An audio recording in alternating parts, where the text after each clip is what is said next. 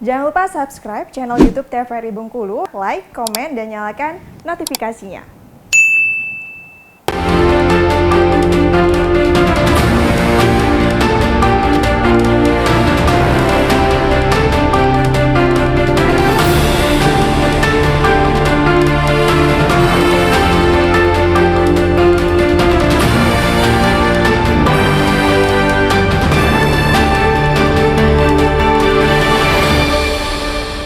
Terima kasih Anda masih bersama kami dalam acara Berendo dengan tema kita Coklit Data Pemilih Potensial. Nah, kalau misalnya contohnya seperti ini Ibu, jadi ada salah satu teman saya pada saat Pantarli ini datang ke rumah, ternyata namanya itu sudah dicatut seperti itu, gabung dalam partai mana misalnya seperti itu. Padahal beliau ini tidak tergabung dalam partai manapun seperti itu.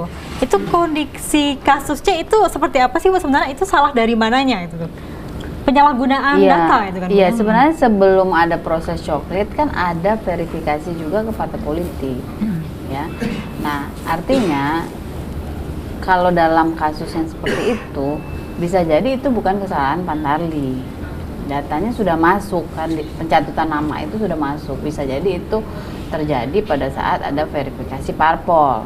Parpol A misalnya mencatut nama si A, si B, si C, padahal dalam prakteknya tidak ada. Nah, ketika tugas coklit datang ke lapangan menunjukkan misalnya, oh Anda anggota Parpol A, seperti itu. Oh tidak. Nah, itu kan harus perlu betul-betul diwawancara secara mendalam ya. Misalnya untuk membuktikan bahwa dia tidak sebagai anggota Partai A, maka dia harus menunjukkan bukti. Si orang tersebut harus menunjukkan bukti bahwa saya bukan anggota Parpol A, tidak ada kartu anggota, tidak ada, ya mungkin juga bisa ditanyakan kepada lingkungan setempat, tetangga, RT, RW dan sebagainya. Nah, inilah fungsinya verifikasi data langsung ke lapangan dalam proses coklit, karena di situ ada kata-kata penelitian, ya bukan hanya pencocokan, tapi meneliti, artinya mendalami situasi kondisi yang ada di lapangan sesuai dengan fakta yang terjadi atau apa yang memang sebenarnya terjadi, seperti itu. Oke, Ibu, terakhir mungkin ada yang ingin Ibu sampaikan Bu terkait dengan masih musim coklit ini ya Bu ya, untuk pemilih-pemilu nantinya di 2024. Saya pikir proses coklit harus berlangsung dengan penuh integritas ya, dengan terbuka, dengan koordinasi dan dengan fasilitasi yang baik dari segi jaringan digital, karena kita sudah memiliki e-coklit.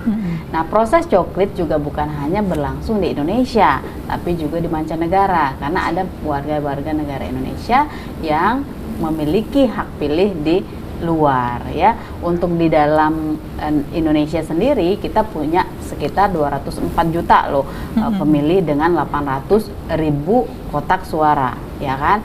Untuk di luar saya baru melihat datanya, mungkin ada sekitar 1,8 juta pemilih yang akan mengikuti pemilu tahun 2024.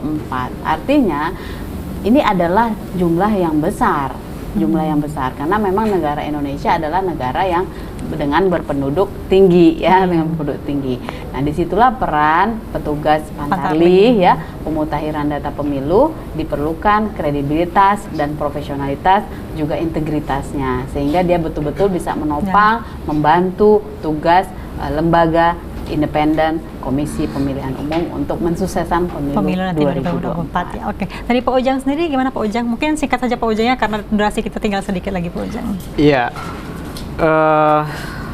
Untuk Pantarli bekerjalah sebagai Pantarli yang profesional, karena data itu sangat penting bagi Komisi Pemilihan Umum untuk menentukan pemilu 2024. Dan kita sebagai warga, ayo kita rame-rame atau bersama, kalau memang kita belum didatangi Pantarli, kita kita mau sendiri, ibaratnya melapor sendiri, biar kita gunakan hak kita di 2024 nanti. Cuma itu aja, Mbak. Oke, Terima ya kasih. baik. Kita harapkan nantinya proses coklit ini dari Pantarlih dapat mendapatkan data yang akurat dan juga profesional dalam menjalankan tugasnya, bisa membawa kelancaran ya dalam proses pemilu nantinya. Dan juga untuk masyarakat, bantulah teman-teman Pantarlih ini ya agar cepat selesai dalam proses pendataan dari coklit ini sendiri ya, dengan menyediakan KTP dan juga KK ya, misalnya Pantarlih sudah datang ke rumah.